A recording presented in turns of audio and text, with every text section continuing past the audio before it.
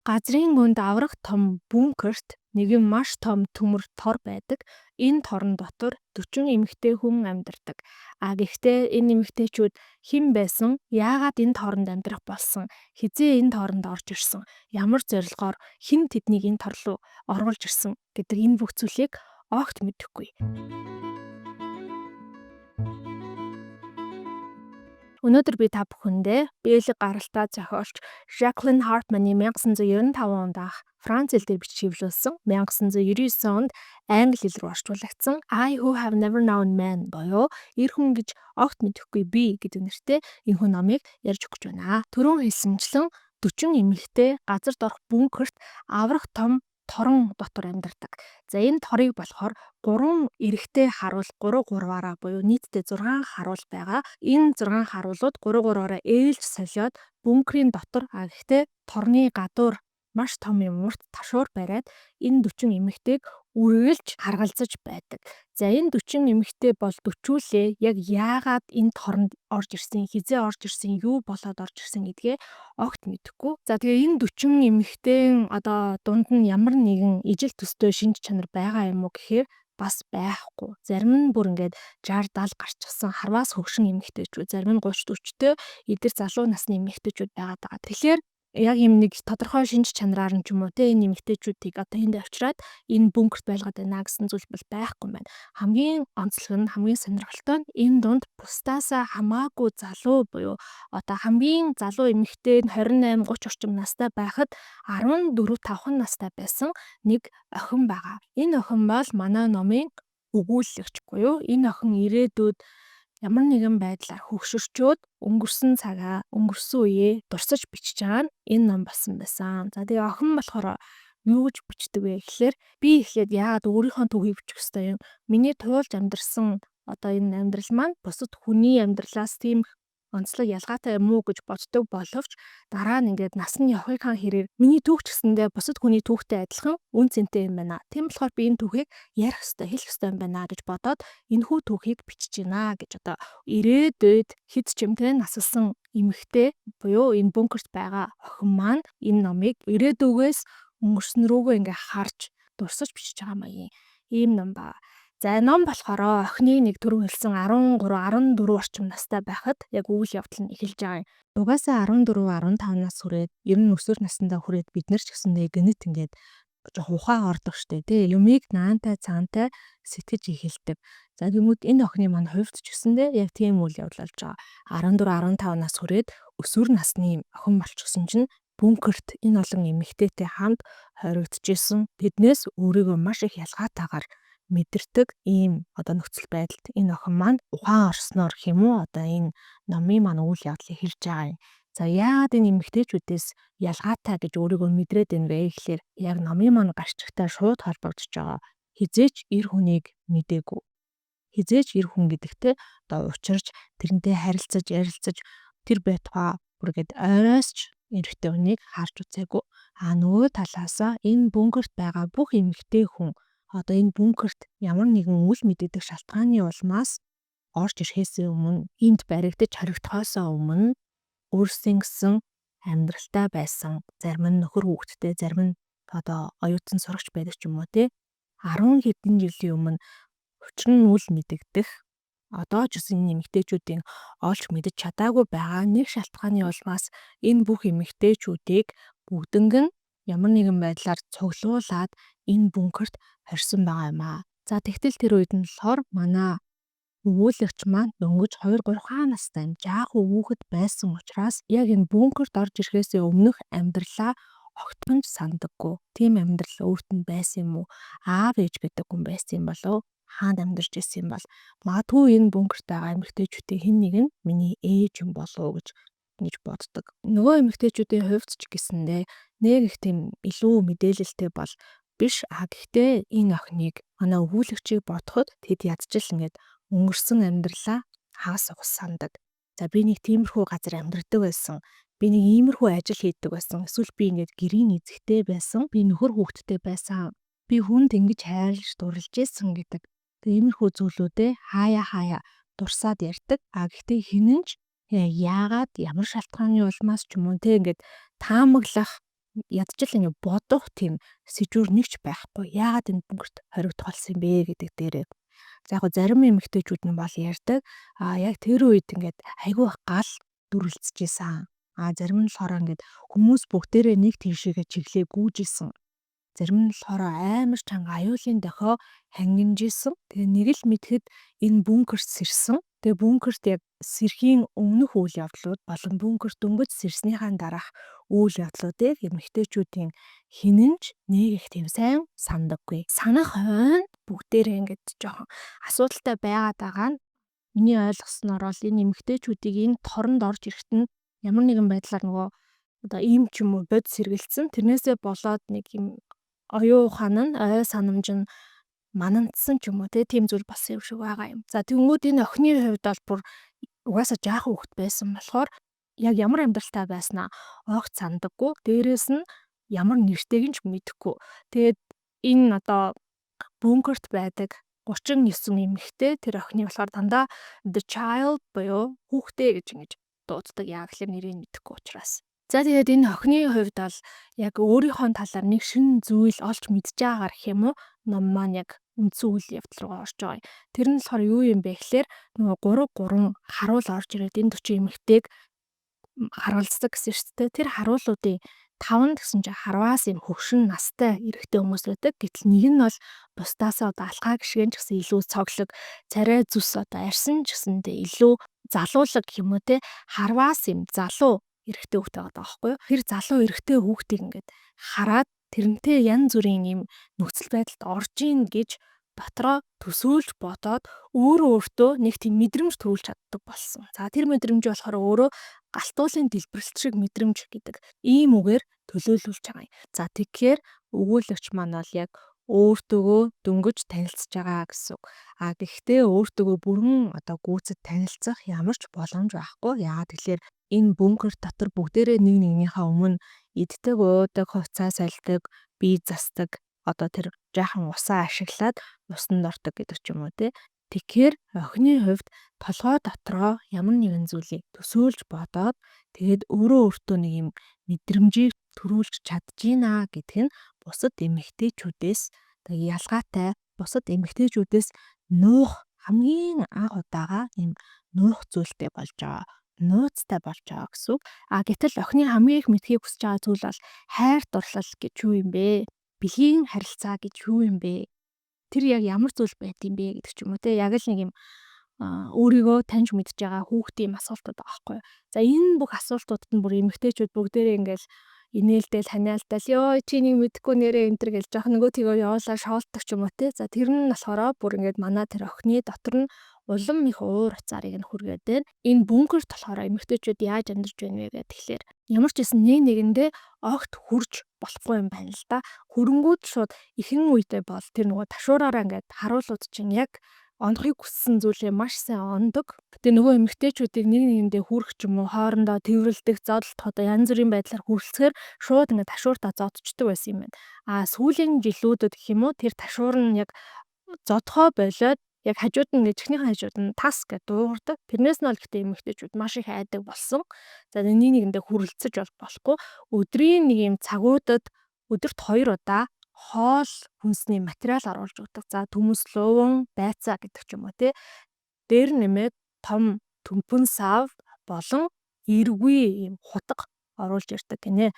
Эмэгтэйчүүд болохоор дотроо нэг юм залгаад тэр төмпөнгээ халаагаад ашиглах боломжтой нэг тийм жижигхэн плетик шиг зүйлтэй байдаг юм байна. За яагаад эргүй хутга оруулж ирсэн бэ гэхээр эхний одоо хэдэн жилүүддээ бол энэ эмэгтэйчүүд энэ торонд хоригдож эхлэх үедээ зарим нь гэр бүлтэй байсан, үр хүүхэдтэй байсан. Бүх ажил амьдрал нь хаягдаад ямар ч одоо тайлбаргүйгээр юм торонд амьдрах болсон учраас сэтгэл санааны юм хүнд дарамтанд ороод өөрсдөө бас амиа хорлох гэж оролдож исэн. Түүнээс хойшоо ер нь яг юм ямар ч эргүй хутга оруулж өгдөг болсон. За дээр гутгийг бол ашиглаад эмэгтэйчүүд төмөснийхон ч юм уу манжингийнхаа хасыг нь арилгана.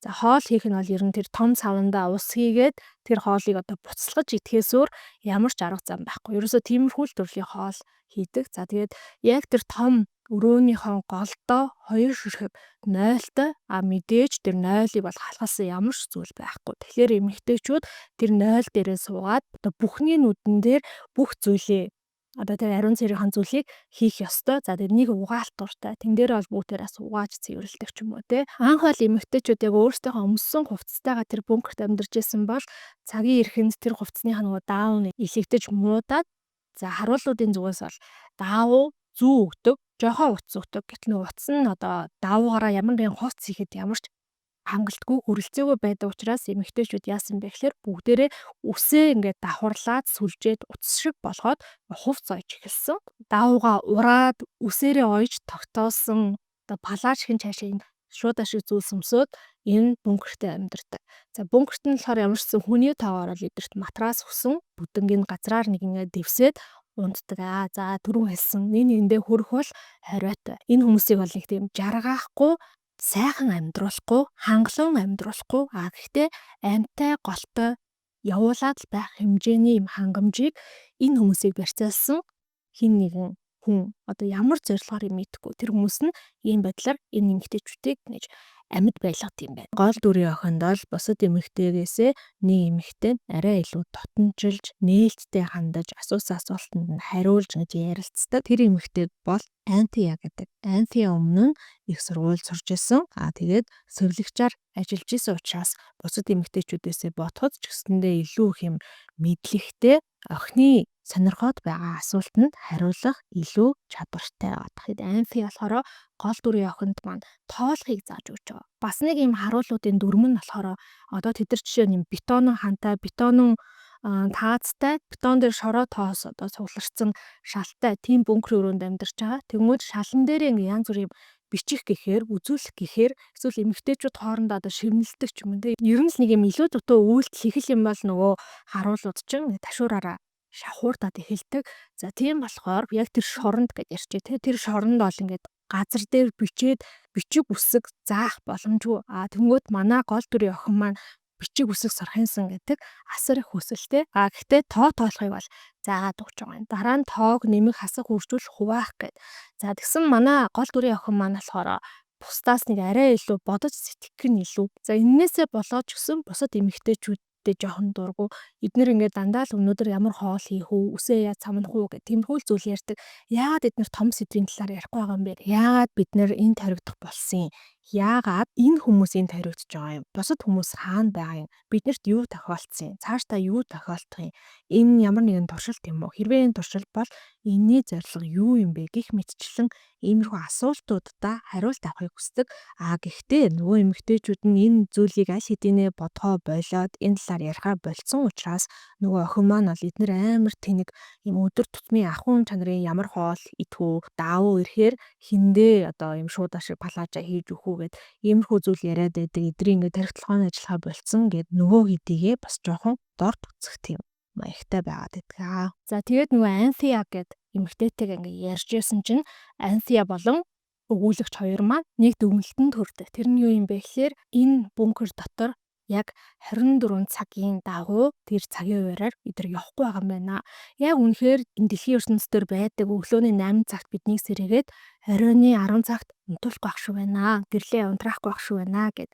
За цаг хугацаа тэгвэл яаж хэмжиж болох вэ гэсэн чинь яг нэг талаараа бол нөгөө хүүхэд ч угаасаа эмэгтэйчүүдийн хувьд цаг хугацааны амьд хэмжүүр болчихж байгаа шүү дээ. 2 3 настай ирсэн хүүхэд одоо 14 5 нас хүрсэн байна. Тэгэхээр эмэгтэйчүүдийн хувьд бол аль хэдийн 10 хэдэн жил энэ бункерт өнгөрцөн байна гэдгийг тэр охин тодоостод харуулж байгаа. Тэгмүүд нөгөө талаасаа яг энийгээ бид нар яаж мэдэх вэ? Хэрвээ бид нар энийг мэдчих юм бол өөрсдөө ингэсэн одоо нууцтай болно. Тэгээ тэр харуулуудад мэдгэтгэхээргүй бидрийг барьж хорж байгаа хүмүүсээс одоо нэг зүйл ч гэсэндээ бид нар эргүүлээд авч байна. Бид нар өөрсдийнхөө цаг хугацааны мэдрэмжийг эргүүлээд авч байна гэж ингэж ярилцдаг. За тэгсэн чинь сэргэлэгч байсан болохоор Anthea тэг санал болгодог. Эрүүл сарвал хүний зүрх минутанд 70-аас 75 удаа цохилтгоо. Тэгэхээр хэрвээ хүн зүрхнийхээ цохилтыг ингээд тоолох юм бол 70 за дунджаар 72 цохилт нь 1 минут гэж тоолох юм бол бид нар цаг хугацааг хэмжиж чаддаг болно гэдэг нэг иймэрхүү санааг хэлдэг аахгүй юу? Гэтэ мэдээж яг ингээд одоо хэдэн цагийн туршид ч юм уу те зүрхнийхэн цохилтыг тоолох ч аюу хэцүү шттэ. Гэтэл манай гол дүрийн охин тоолоод эхэлдэг.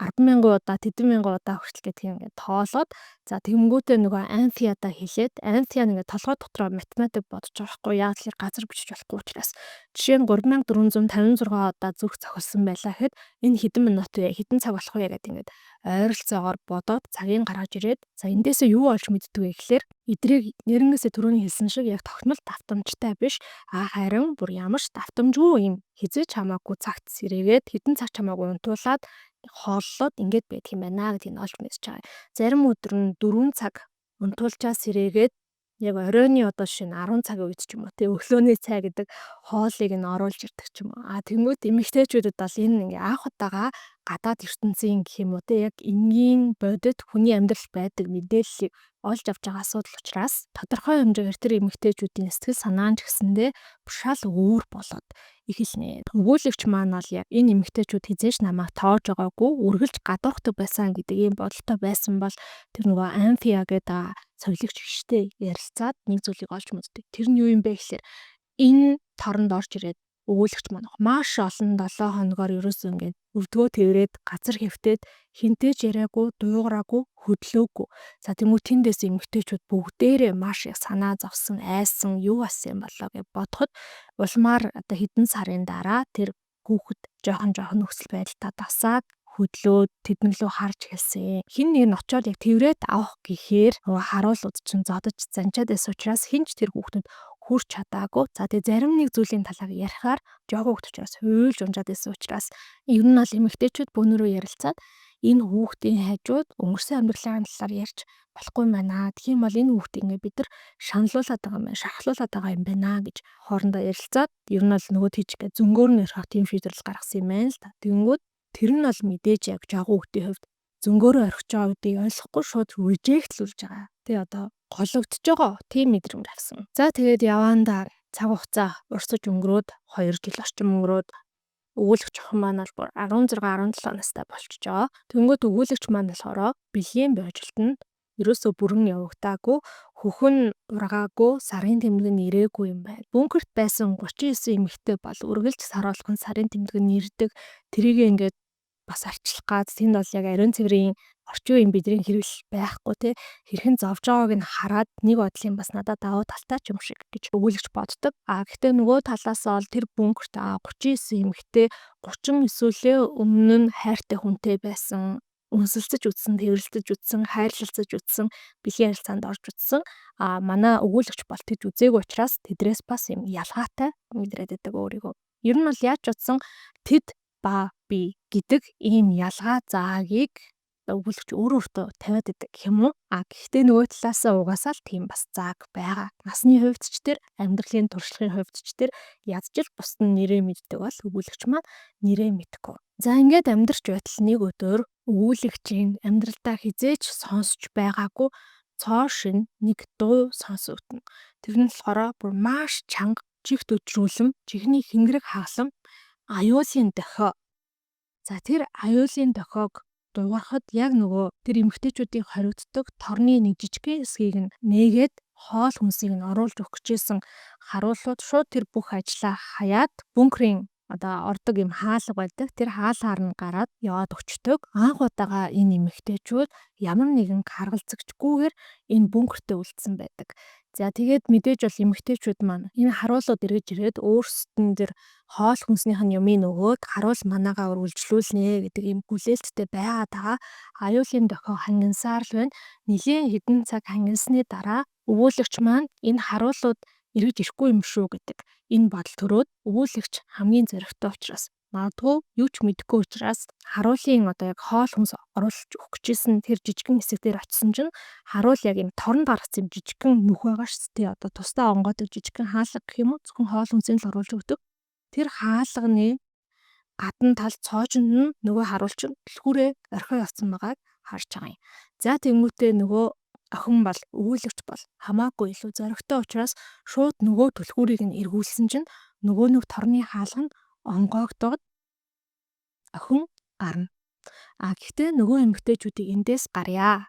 Энэ хаалгаар энэ жижигхэн хаалгаар гараад ирээ гэхэд бол нөгөө эмэгтэйчүүд эхний ээлжинд бол амар айн. Гэхдээ бүгдээрээ нилээ хідэн цаг ятгуулсны дараа бол тэр торноос гараад бункерийн хаалгаар гарна. Бункерийн хаалгаар гарангууд хоёр талд нь нилээн хид хідэн хаалгатай за урт тийм хонгил байгаа. Эмэгтэйчүүд бүгдээрээ өгүүлэгчээр одоо манлайлуулаад өгүүлэгчийг урдаа гаргаад тэр хонгилын төгсөл хүртэл явна. Хонгилын төгсөл хүртэл явхад дээшээ өндөр 100 гаруй шат байна гэж байгаа байхгүй. За 100 гаруй шат гэдэг чинь бараг 5 6 давхартай тэнцвүүц юм болов уу гэж би бодож байна. 6 7 давхар чиж магадгүй. За тэр 6 7 давхраар бол өгүүлэгч ерөөсөө хамгийн анх удаага шатаар харж үзэж байгаа маш их болгоомжлоо дээшиг ингээ гардаг. Гарсан чинь бункерийн хаалга нь онгорхой байдаг. Одоо газрын гадрах дээр хаалга гэсэн үг шүү дээ, тий. Өгүүлэгч маань бүр юу болоод байгаад итгэж чадахгүй. Ямар ч байсан тэр хаалгыг нээгээд гадагшаа гарч байгаа юм. Бас гэхдээ нөгөө талаас айцтай. Хэрвээ хаалганы гадаа нөгөө харгалзагч нар байвал яах вэ? Энэ бидрийг одоо шалгаж байгаа нэг шалгуур байвал яах вэ? Бид нар ингээд зогтох гэж оролцсон чинь бидрийг эргээд шийтгвэл яах вэ гэдэг айц байгаа ч гэсэндээ энэ хаалганы цаана юу байгаа бол гэдэг тэр сониуч цаандаа илүү хөтлөгдөөд шууд хаалгыг нэгийг гарсан чинь хамгаалагчд бол байхгүй. Өгүүлэгчийн хувьд хамгийн анх удаа амьдралдаа тэнгэр гэж юу болохыг харж байгаа. Ийм зинхэр байдаг юм уу гэ. Эргэн тойрныхон газрыг харж байгаа. За тэр газар нутг нь болохоор өвс ургамал нилээн багтай, уул толгод ч гэсэн маш ховор зүгээр л юм. Цэлийсэн том тал газар байдаг. За би яг энийг уншиж байхад болохоор цэлийсэн том юм тал газар байсан гэсэн чинь би хүүхд байхдаа нөгөө Өвөр хангай аймгийн Баянгол сумд очиж үзчихсэн байхгүй юу. Тэгэхэд Баянгол сум яг юм өвс ургамал нь айгуу тачирхан хоорондоо хол нэг тийм гоё ногоон зүлэгтэй биш. Тэгтээ ингээд маш том юм тал газартай яг ингээ харагддаг. Одоо яг тэгж төсөөлөгдсөн. За өгүүлэгчийн хойноос ол нөгөө 39 эмэгтэйчүүд ч бүгдээрээ ээлжилж гарч ирээд гайхаа зогсно. Мэдээж хамгийн түрүүнд гарч ирэх асуудал бол бид нар яг хаана байна вэ гэдэг асуулт. Гэхдээ хинч яг хаана байгаагаа хэлж чадахгүй. Зарим нь болохоор тэгж яриад байгаа байхгүй. Миний амьдардаг байсан улс уул хаттай байсан гэдэг ч юм. Тэнгүүд энд байгаа эмэгтэйчүүд бас янз янзын улсад амьдардаг байсан ийм хүмүүс юм байна гэдэг мэдээллийг бид нар авч байгаа. Ингээд л тэр дундаас нэг эмэгтэй нь асуудаг. Бидний дэлхий дээр байгаа мó? Энэ дэлхий гэдэг гариг муу юм уу гэдэг юм асуулт асуудаг. Гэхдээ хинч тэрэнд тийм ээ бид нар дэлхий дээр байна. Эсвэл үгүй өөр гариг юм шиг байна гэдэг энэ хариултыг хэлж чаддаггүй. Эмэгтэйчүүдийг бункерт байхад харгалзажсэн тэр харгалзагчид яасан болоо гэдэг асуулт мэдээж ургаж гарч байгаа. Тэгэнгүүт тэд нар ингээ бүр ямар ч уул мөргүй алга болсон байгаа байхгүй. Нөгөө хүүхдээс бусад өнгөрсөн амьдралаа санаж байгаа эмэгтэйчүүд бол гайхаад ямар одоо техник машин ашигласан болохоор энэ харуулууд ямар ч уул мөргүй ийм хурд алга болчихоо. Одоо шинэ энэ машины ч юм уу те ямар нэгэн мөр харагдахгүй байна. Эсвэл тэрийг ингэж хурд явж чаддаг билүү яадаг вүлээ гэд эдгээр эргэж ирвэл яах вэ гэж хоорондоо ярилцж байгаа юм. За тэгсэн чинь манай өгүүлэгч болохоор тийжилж байгаа.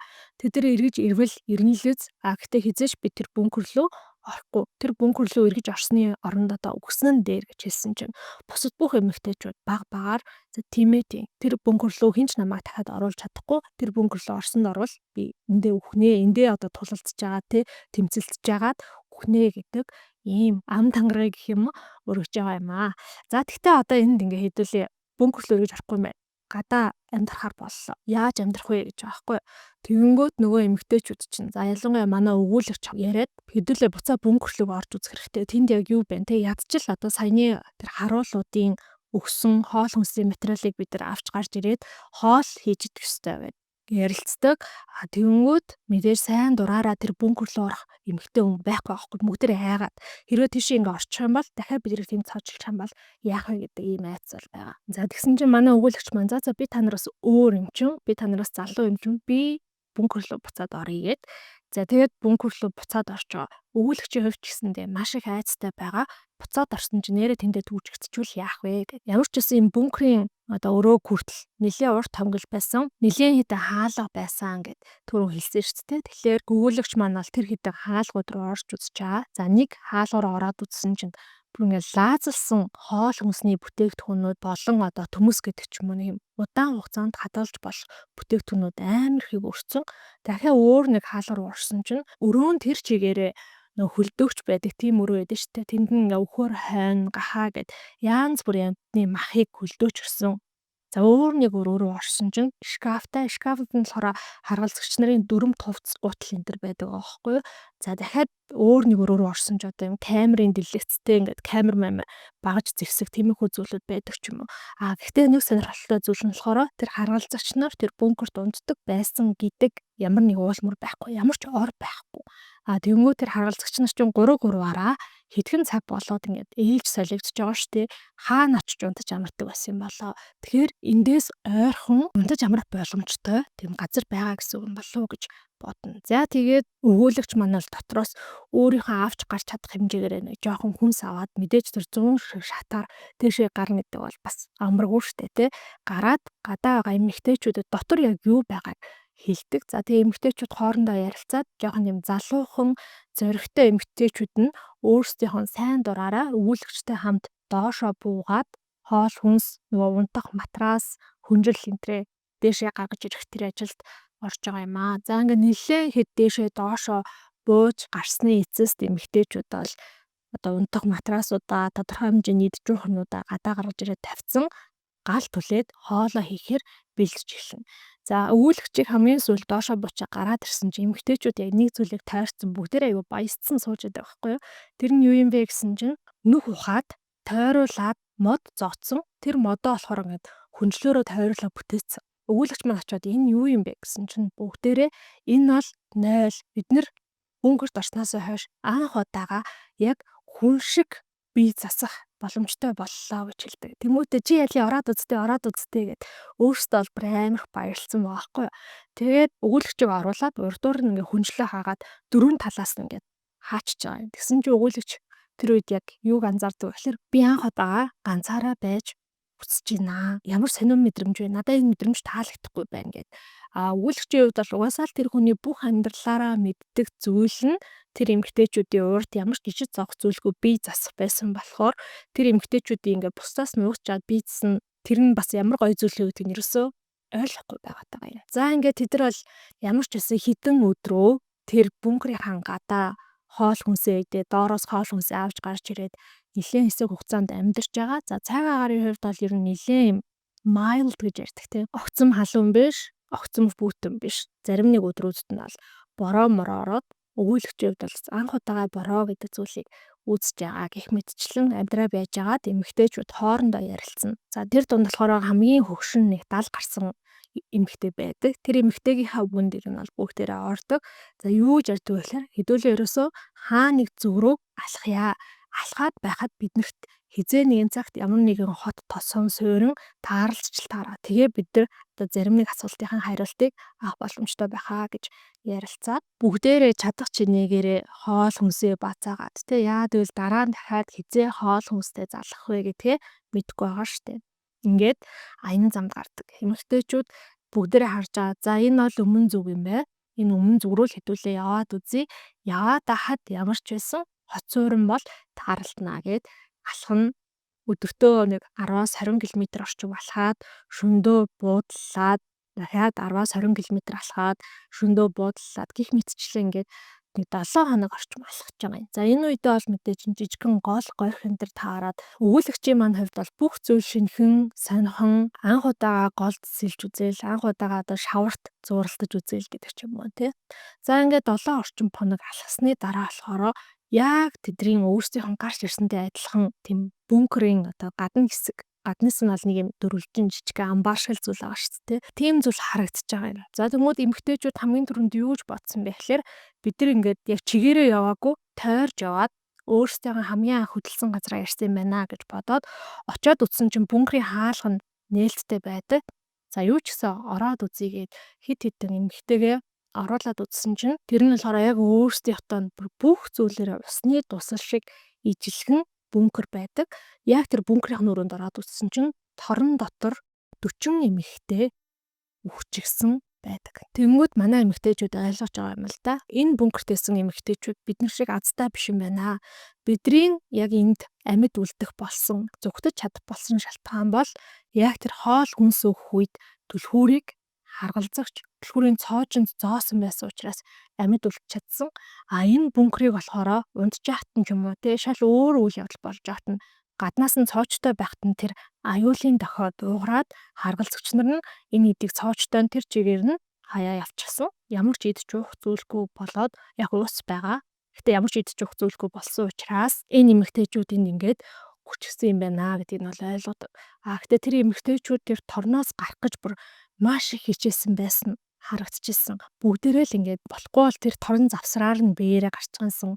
Торны төмрийг ингээ хоёр тишээгээ болгочихсон гэж маш их хүссэн боловч тэр төмөр нь хэтэрхий бүдүүн байсан учраас хэтэрхий одоо хүчтэй байсан учраас эмэгтэйчүүд яаж чадаагүй нас барсан байсан. Манай төчийн эмэгтэй яадаг вэ гэхээр тэр бункерийн өрөөний хаалгыг хагаад урд нь одоо нэг чулуугаар модоор загалмай тэмдэг болон үг бичээд за тэр эмэгтэйчүүд дундаас нэг нь оршуулган дээр дуулдаг дуу дуулаад гэдэг ч юм уу те өөрсдийнхөө чадлын хэрээрээ тэр бункертайсан 40 эмэгтэйд хүндэтгэл үзүүлээд за тэгээ мөн бункерийн хоол хүнсний өрөөнөөс нь өөрсдийнхөө хоол хүнсийг нэмж аваад цаашаага аялалтаа гарч байгаа. За ингээд цаашаага нэлээд хосох хугацаанд баг 10 орчим хоног хонсны дараа дахиад нэг бункертэй таарна. За эндээс хойшоогоо л ерөөсөө ийм бункертэй маш олон удаа таарна. За өгүүлэгч маань бол энэ амьдралдаа бараг 100-аас ч илүү олон бункер руу орж үзсэн гэж нам дээрээ тэмдэглэсэн бичсэн дурссан байгаа. За энэ удаагийн бункер руу дахиад ороод үзэхэд одоо нэг юм ямар нэгэн байдлаар ихтгэл найдвартай болцсон. Яг өөрсдөө нь адилхан ямар нэгэн газар бункерээсээ орсон гарч чадсан хүмүүс таараасаа гэдэг тий таарчаасан гэдэг нэг юм ихтгэл найдвартай болцсон. Бункер руу орох болгондоо энэ бункерийн хүмүүс гарсан байгаасаа хаана явж байгаа бол гэд. За энэ хоёр дахь бункер руу ороод үзсэн чинь харамсалтай нь бас л яг нөгөө өмнөх бункерийн хүмүүс шиг энэ хүмүүсээс дугтаж чадаагүйсэн. А гэтээ энэ бункерт болохоор 40 эрэгтэй хүн байсан юм байна. За ингээд тэр бункерийн хаалгыг нь хаагаад нөгөө өмнөх шиг ёслол үйлдэл тэд нар бүгдээрээ хоол хүнсээ базаагаад цаашаа явж байгаа. Гих мэдчлэн явсаар 2 жилийн хугацаанд эмэгтэйчүүд бол яг чигээрээ өмнө зүг рүү алхсан байдаг. А энэ 2 жилийн хугацаанд маш олон бункерүүдтэй таарна. Заримд нь 40 эмэгтэй хүн, заримд нь 40 эрэгтэй хүн, заримд нь 38 эмэгтэй хүн, гэхдээ 40 матрас. За энийг харчаад эмэгтэйчүүд бол энэ бункерт байсан 2 эмэгтэй нас барсан юм байна. Тийм болохоор эдгээр 38-уулаа үлдсэн юм байна гэдэг одоо энэ дүгнэлтэнд төрдөг. Зарим бункерт байгаа хүмүүс тэр торноосоо гарахыг маш их хичээж, хүчилж, хуруу хумсаа, гар оруугаа хугалцсан, тэгж зүтгэсэн байгаанд харагддаг. Зарим бункерийн хүмүүс гэхэд жишээлбэл бүгдээрээ зүгээр ингээ газар матрасаа игнүүлж тавиад матрасан дээрээ твтээд өглөө өөрсдөө хүлээн зөвшөөрөөд хүлээж аваад өгсөн тийм хүмүүс хүртэл таарсан гэд.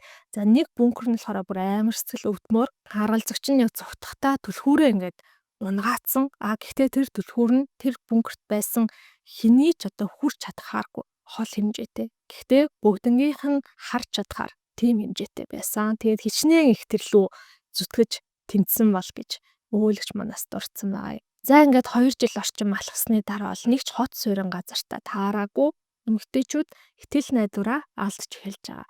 Дээрээс нь нэмээд хамгийн хөгшин эмэгтэй 70 гарцсан хүн байгаа. Тэр хүний биеийн өвдөд алхаж явж чадхаа болоод дамнуурган дээр одоо хэвтэж явдаг болоод 4 эмэгтэй тэрийг нь одоо 4 талаас нь өргөж энэ төр явдаг болж байгаад тэр эмэгтэй нас барна. За түүнийгээ бол эмэгтэйчүүд аль болох чадлаараа оршуулна. Ингэснийхаа дараа эмэгтэйчүүд тойрч суугаад ярилцсан. 2 жил ингээд алхаад дотор хүмүүс нь үсэн нас барсан. Бункерээс өөр ямар ч өөр зүйл олж чадсангүй, хот суурин олж чадсангүй. 2 жил ингээд бид нар бодоод үзэхээр тэд орчим километр алхсан байна.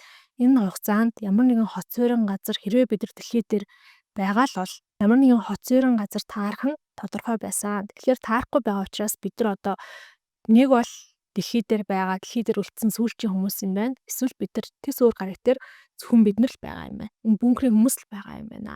Одоо бүгдээрээ энэ нөхцөл байдлыг хүлээн зөвшөөрье. Нэг газараа суурин амьдрья. Одоо яагаад гэдэг энэ асуултынхаа хариултыг хайхаа болоод зүгээр амьдралаа амьдарч эхэлье гэж байгаа байхгүй. Тэгэнгүүт өгүүлэгчийн хувьд бол яг энийг зөвшөөрөхгүй байгаа даа. Яагаад гэвэл тэр дэлхийн ертөнцөөр аялаад илүү их зүйлийг яг яагаад бид нэр ингэж хоригдсон, миний нэр хин юм бэ, миний ээж магадгүй энэ эмэгтэй хүмүүст үнд байгаа олоо гэдэг ч юм уу тий. Тэр бүх асуултынхаа хариултыг олж мэдхийг хүсэж байгаа. Гэхдээ яа харахгүй нөгөө эмэгтэйчүүдийгээ дагахаас өөр аргагүй. За тэгээд тэргээд болохоор ийм голтой ойрхон бас нэг юм бункертэй ойрхон ийм газрыг сонгож аваад тэндээ суурин амьдарч эхлэхээр шийддэг. Яг бункерт байгаа бүх зүйл хоорондоо ижилхэн биш. Зарим бункерт нь зарим бункерт байхгүй байгаа зүйлүүд байдаг. Жишээлбэл хаяа нэг бункерээс эднэр бүгдээрээ кофе олоод маш их баярлдаг гэж байгаа байхгүй. Тэгээ эмэгтэйчүүд бүр тэр кофег уугаад амсаал хөөх ямар гоё юм бэ гэж амар баярлдаг. Тэмүүд өгүүлэгч маань хувьд болохоор энэ нэг гашуун бор ус юм тийм гоё яадаг байна гэж боддог ч юм уу тий. За тэгээ зарим бункерээс нэг хөрөө алах хадаас гэдэг зүйлүүд олоод за манай өгүүлэгч болохоор ер нь нэг газраа тогтмол байхыг хүсэхгүй байгаа учраас цаашаага илүү их аялахыг, илүү шин зүйл олж нэхийг хүсэж байгаа учраас өөрийгөө яаж сатааруулж ийн вэ гэхлээр байшин барих, байшин дотроо тавилга хийх гэдэг тэр ажлуудад бол өөрийгөө нэлээ ихтэй ачилж байгаа. Ямар ч байсан бөөнөрөө хоолоо идээд хамтдаа амьдарч болох нэг юм том байшин барьсныхаа дараа нөгөө өгүүлэгч маань хийх ажил болчихж байгаа шүү дээ. Тэнгүүтээ яд гэхлээр зарим нэг эмэгтэйчүүдийн хүсэлтээр энэ хоёулах нь амьдрах боломжтой байшингууд барьж эхэлдэг. За тэнгүүд энэ байшингууд нь болохоор эмэгтэйчүүд хоёроо ордог гинэ. Тэнгүүд нөгөө манай өгүүлэгч маань Анфиа гэдэг нөгөө ихчээс асууж байгаа байхгүй юу? Яагаад ингээд хоёроо амьдраад байгаа юм бэ? Яагаад энэ хоёроо хососоор унтаад байгаа юм бэ? Надад л ингээ өөр хүнтэй унтна гэхэлэр хамт нэг орнд унтна гэхэр нэг юм хавчигдмал дээрвчлээгүй санагдаад байна гэсэн чинь нөгөө Анфиа нь хэлдэг байхгүй юу? Энэ хоёр эмэгтэй хүний нэгэндээ өгч чадах бүхэл зүйлээ өгж байгаа нь энэ юм аа гэж хэлж байгаа юм. Өөрөөр хэлбэл эмэгтэйчүүд хоорондоо хосын харилцаанд орж эхэлж байна гэж байгаа байхгүй юу? Энэ ихтэй бас айгүй сонирхолтой юм. Үнцэг байсан. Зохиолч маань өөрөө би түрүүлсэн psychoanalyst буюу юм хүний яг сэтгэл оюуныг анализ хийдэг, хүний даалт ухамсарыг одоо илүү анализ хийдэг тийм чиглэлийн мэрэгжилтэй. Тэгэхээр зохиолч маань өөрийнхөө мэрэгжлийг, академик мэдлэгийг, амьдралын туршлагыг бас яг энэ дээр харуулсан юм болов те. Хэрвээ ямар нэгэн эрэгтэй хөнгүү нийгэм байсан бол эмэгтэй хүмүүс хоорондоо эдгээр төрлийн одоо бэлгийн тэрчиг хандлага тийм биш ч гэсэндээ ингэж ижил хүстэнтэйгээ хосын ярилцаанд орох замыг сонгодгоо гэдгийг бас харуулахыг хүссэн юм шиг санагдсан. Зэнгэ эмэгтэйчүүд бол тэр нэг голын ирэг дээрээ байшингаа бариад нэлээд олон жил 10 жил 20 жил амьдарч эхэлнэ. За энэ хугацаанд бол ихэнх нь хоёроо за зарим нь 3-аараа хосын харилцаанд орсон, хамтдаа амьдардаг болсон. Манай өгүүлэгч Анфиа гэд хит хитэн эмэгтэй 4-5 эмэгтэй байгаа. Тэд нар болохоор ямар нэгэн хосын харилцаанд ороогүй учраас тэр хэд бүгдээрээ хамтдаа амьдардаг болж байгаа. За энэ хугацаанд бол өгүүлэгч маань бол бусдаасаа хамаагүй илүү залуухан, илүү сониучтэй, илүү их амьдралыг дэлхийн ертөнцийг таньж мэдэх хүсэлтэй байгаа учраас ганцаараа бас ойр хавийн бункерүүд рүү яваад ийм судалгаа, экспедиц хийх маягаараа бас нэлийн олон жил ингэж ажилладаг. За эмэгтэйчүүд болохоор мэдээж настай эмэгтэйчүүдээс нэгээр нас барж эхэлж байгаа. Гэтэл нэг удаа болохоор урьдчилан таамаглаагүй зүйл болдог. Тэр нь юу юм бэ гэхээр залуу эмэгтэйчүүдийн нэг нь хевлийгээр нь бүр маш хүчтэй өвдөөд маш олон хоног унтаж чадахгүй уйлаад тэний өглөө босоод ирсэн чинь одоо унтаж чадахгүй уйлаад яолоод байжсэн тэр эмэгтэй чимээгүй болцсон байдаг. Бүгдээрээ очиж харсан чинь байшин дотроос өөрийгөө одоо дүүжлээд амиа хорлцсон байдаг. За тэгээд тэр эмэгтэй бол бүгдээрээ оршуулж байгаа. За тэрний дараа тэгсэн чинь настай эмэгтэйчүүдийн нэг нь ингээд цус харавцсан. Тэгээд биеийнх нь нэг тал нь мдээгүй болцсон. Маш их юм өвдөлттэй, шаналлалтай байгаа. Тэгмүүтээ нөгөө Анфиа сувлагч эмэгтэйг дуудаад чи миний энэ зовлонг одоо дуусаад өгөө. Би ингэж зовж амьдрмааргүй байна гэсэн чинь Анфиа нь бүр хичнээн юм хүссэн ч гэсэндээ тэр эмэгтэйг ингээд дуусгах зориггүй байгаад байдаг. Тэгээ энэ талаараа өгүүлэгчтэй ярьсан чи өгүүлэгч за тэгвэл би таны өмнөөс тэр эмэгтэйг зовлонгоос нь ангижруулад өгөө. Би та нараас тис өөр энэ амьдралын өмнөх энгийн та нарын амьдрал ямар байсныг мэдэхгүй учраас надад энэ хүнийг зовлонгоос нь ангижруулах бол тийм хэцүү зүйл санагдахгүй байна гэж хэлээд за тэнгуүтэ нэг юм хутга аваад бутгаа шүнжэнгөө ирлээд хурц иртэй болгож байгаа. Тэнгуүтэ нөгөө Анфиа сувлагчаараа хүний зүрх хаана байд юм бэ? Тэдэн хавирга ингэж тоолоход өвчүүнийх нь эндээс нэг оруулаад гээд маш нарийн дэлгэрэнгүй заагаад за тэгээд нөгөө настай эмэгтэй хөвтөж байгаа байшин руу ордог. Утгаа бариад орсон чинь нөгөө эмэгтэй чинь шууд юу болж байгааг ойлгоод өгүүлэгчийн хацраа нийлээд чи үнэхээр сайхан сэтгэлтэй юм аа гэж хэлдэг. За тэнгүүд манай өгүүлэгч бол шууд утгаараа зүрхэн тус газар нь утгалаад тэр эмэгтэйг зовлонгоос нь ангижруулж өгч байгаа маа. За гих мэдчлэн энэ үйл явдал бол нэлээ их давтагдана. Их хөвчлэн настай эмэгтэйчүүд одоо энэ зовлонгоос ангижруулад өгөөч гэдэг хүсэлтийг тавьж байгаа. Тэгсэн нэг өдөр Анфиа манай өгүүлэгчд хэлдэг байхгүй юу? Би нэг зүйлүүд аюух санаа зовхоллоо гэд.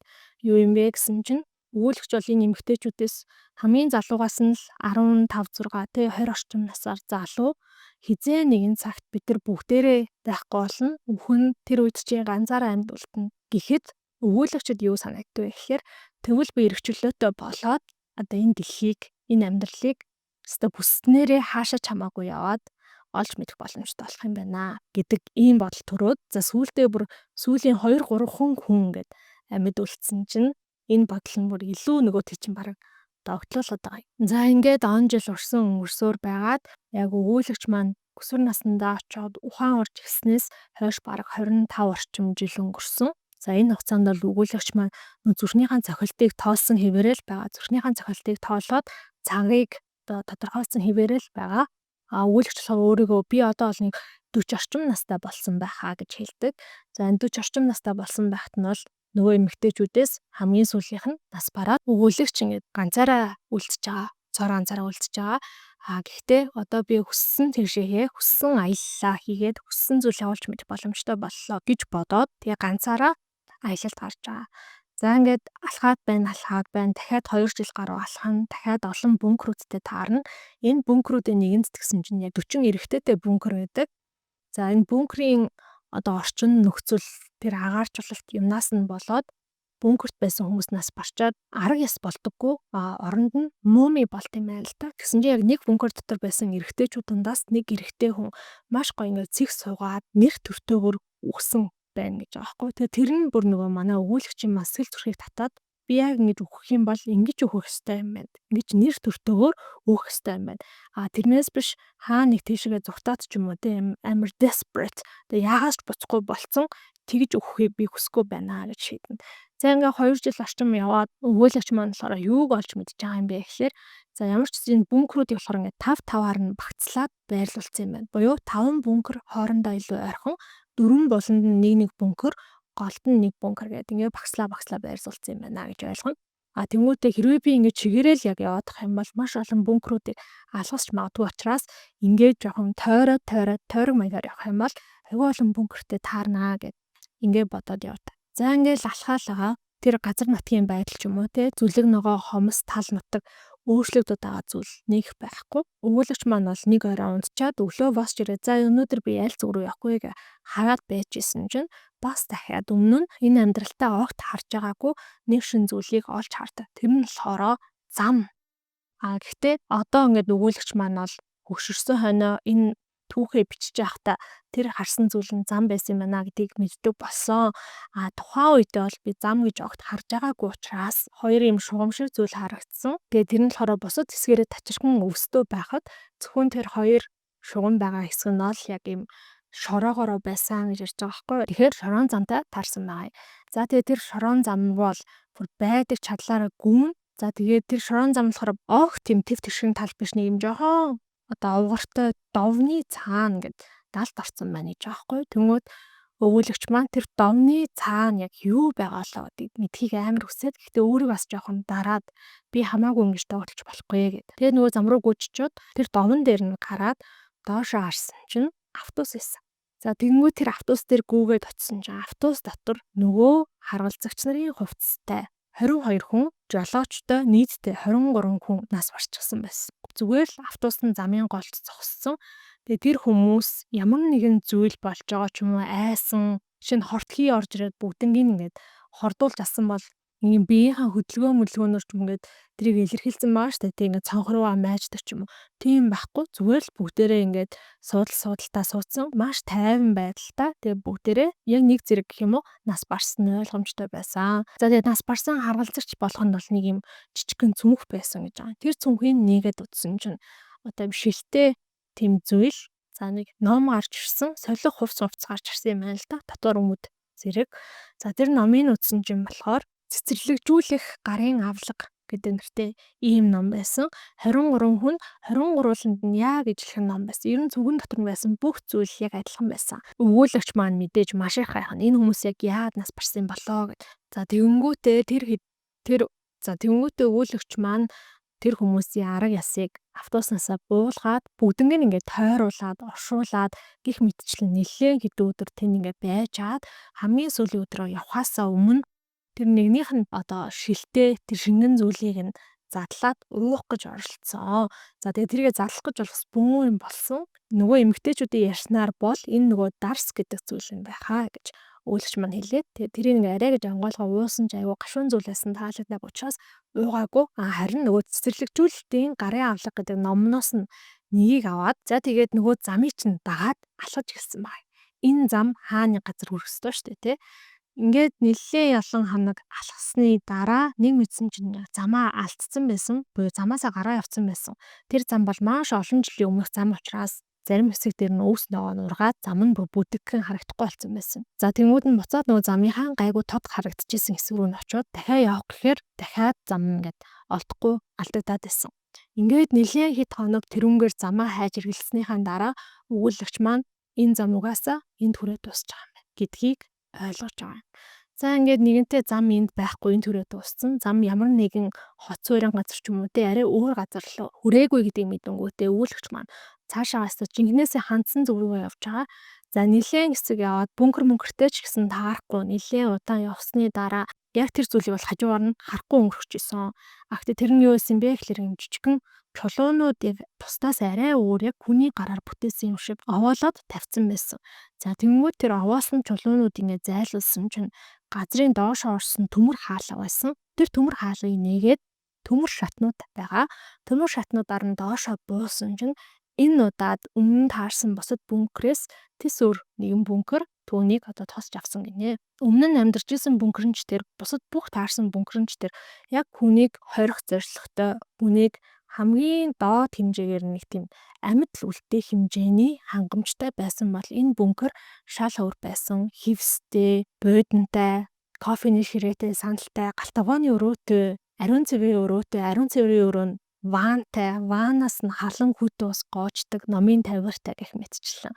За тэгээ номын тавирыг үзсэн чинь 19 ном байсан гэж байгаа байхгүй. Тэр 19 ном болохоор astronautics гэдэг ч юм уу тийм сансар судлалын чиглэлийн номууд байсан. За тэгмүүдээ тэр дотроо бүр яг юм хичээлийн гэмээр маш олон тоотой, бодлоготой номууд байсан учраас өгүүлэгч маань тэр номуудыг хичнээн олон удаа уншсан ч гэсэндээ юу ч ойлгоогүй гэж байгаа юм. За өгүүлэгч маань болохоор эндээ ер нь бол одоо ингээд байршаад үлдэхээр шийднэ. Угаасаа зам олсон, автобус олсон тэр замыг дагаад хэрвээ үнэхээр ямар нэгэн зүйлд хүрч болох байсан бол ямар нэгэн хариултанд хүрч болох байсан бол тэр зам л хүрэх ёстой байсан. Тэр зам хүргээгүй учраас өгүүлэгч маань ч гэсэнтэй яг энэ асуултын хариултыг олох итгэл найдвар алдчихж байгаа.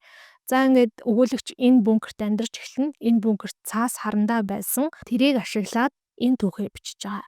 Өгүүлэгч одоо л 60 орчим настай болсон юм шиг байгаа юм. Тэнгүүтээ би энэ маш их өвдөж байгаа. Сав гэж ярьдагтэй умаа хэсгээр нь маш их өвдөөд удахгүй бол үхэн гэдгээ мэдж байгаа. Би удахгүй үхэхдээ яг нөгөө 20 жилийн өмнө орсон тэр бункерт байсан залуу шиг нэр төртөө үхнэ. Тийм болохоор би одоо орон дээрээ өөрийгөө ингээд дэрээр хүрээлүүлээд би сууж агаад үхнэ гэж шийдээд энэ ном маань дуусчаамаа. За ингээд дуусаад бол мэдээж та ч гэсэн гэж бодож байгаа ах би ч гэсэн гэж бодсон. Тэгээ энэний хариулт нь юу юм бэ? Энэ хүмүүсээ дэлхий дээр байгаа мó өөр гараг дээр очсон юм туршлилж байгаа хүмүүс юм уу? Яагаад энэ хүмүүсийг ингэж хорж исэн юм бэ? Яагаад 40 гэдэг тоо гэж те? Яагаад 40 эрэхтэй, яагаад 40 эмэгтэй юм бэ? Яагаад тэгвэл энэ ганцаарднаа жоохон хүүхэд тэр бункерт очсон юм бэ гэдэг ч юм уу. Маш олон асуултууд хариултгүй үлдчихэж байгаа. Тэгээ бид ч юм хүмүүс учраас одоо юу гэдэг яг энэ асуултын хариултыг мэдхийг аюу хүсэн штэ тий. Гэхдээ жоохон ингэ бодоод исэн чинь ингээд дууссан ч гэсэндээ яг зөв юм шиг санагдсан. Яагаад тэгэхээр бид нэр хамгийн анх угаасаа өгүүлэгчийн нүдээр л энэ ертөнцийг харсан. Өгүүлэгчийн нүдээр энэ адал явдлуудыг туулсан. Хамгийн сүүлд нь амьдралын төгсгөл өгүүлэгч маань өөрөө ч гэсэндээ энэ асуултанд хариулт олж чадаагүй. Энгийн амьдрал гэж юу гэдгийг мэдэхгүй, эр хүн ямар байдгийг мэдэхгүй, хайр дурлал, хүнийг тэврэх хайрлах гэдэг энэ зүйлүүд ямар байдгийг мэдэхгүй энэ өгүүлэгчийн туршлагыг бид нар яг адилхан хараад туулж байна гэсэн ийм утга санаатай байсан юм болов уу гэж бодоод надад бол мэдээж яг энэ нууцлаг зүйлүүдийг мэдхийг хүсэж исэн ч гэсэндээ ингэж дуусна бол таалагдсан. Зохиолч маань нэг ийм өгүүлэмжээр тэг ийм түүхээр юуг илэрхийлэхийг хүссэн болоо. Нэрээ яагаад ийм нууцлаг дуусч байгаа гэж аюух бодмоор.